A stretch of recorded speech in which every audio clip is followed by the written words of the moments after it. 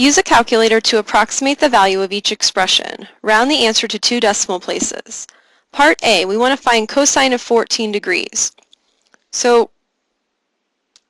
we go to our calculator and we want to make sure, I suggest that you keep your mode always in degrees at this point, but specifically on this one, it's 14 degrees, so your mode, if you click mode, make sure degrees is highlighted here and not radians. So then we just type in, here's the cosine button right in the middle, so we type in cosine of 14, and we can round that to 0.97. So cosine of 14 degrees is approximately 0.97. Okay, part B. We want to find cotangent of 70 degrees. So if we look on the calculator, we have buttons for sine, cosine, and tangent, but we don't have the other 3 trig functions, the cosecant, secant, and cotangent.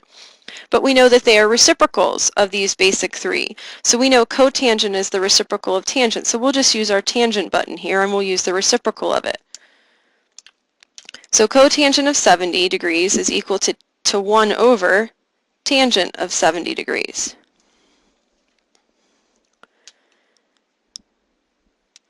So we can enter into our calculator 1 divided by tangent 70, and we can round this to about 0.36.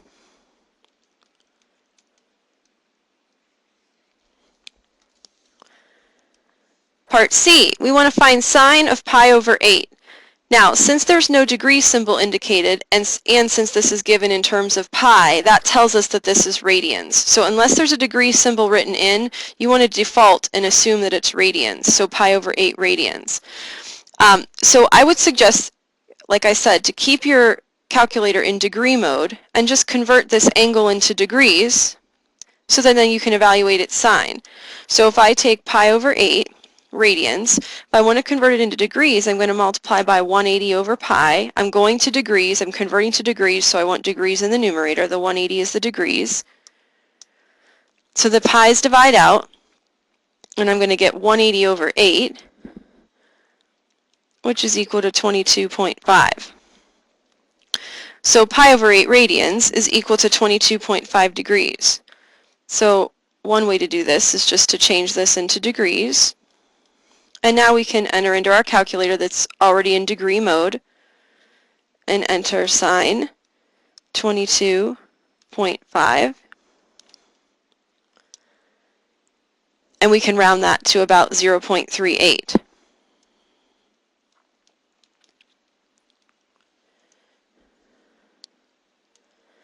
Another way to do that problem would be to convert and change the mode. So if I go and change my mode to radians, arrow down, now I would want to enter sine of pi over 8.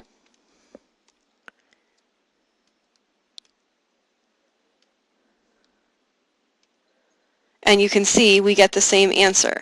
I just caution you, when you switch between degrees and radians frequently, it can get a little confusing. So I would suggest, especially at this point when we're kind of new to trigonometry, to just keep it always in degrees, and then you can always convert your radian angle measurements into degrees. So I'm going to go back, take my mode back here to degrees.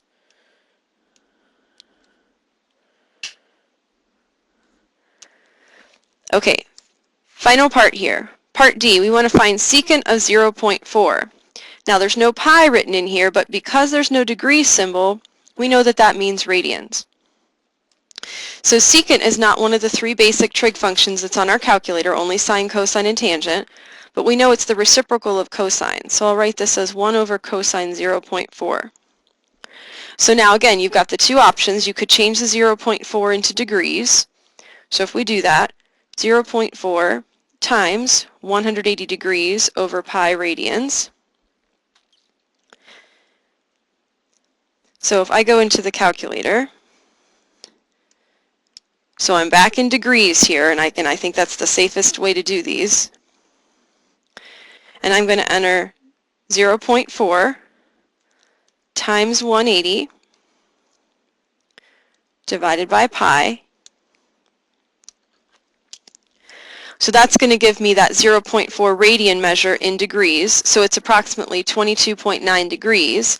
But I want to get this as accurate as I can. So I'm going to leave that in the calculator. And now I'm just going to type in 1 divided by cosine of my answer. Second function, negative sign gives me the answer. So it's going to do 1 over cosine of the 22.9183, etc. And then we can round this to approximately 1.09.